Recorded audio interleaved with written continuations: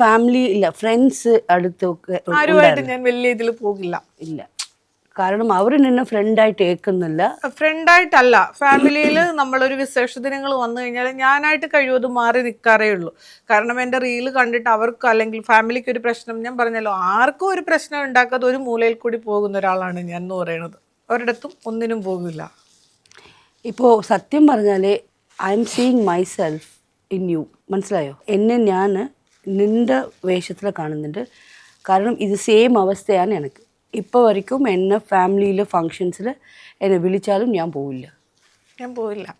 കാരണം അവർക്ക് നമ്മളായിട്ട്. അപ്പോൾ നിങ്ങൾക്ക് ഈ കുറ്റബോധമുണ്ടോ?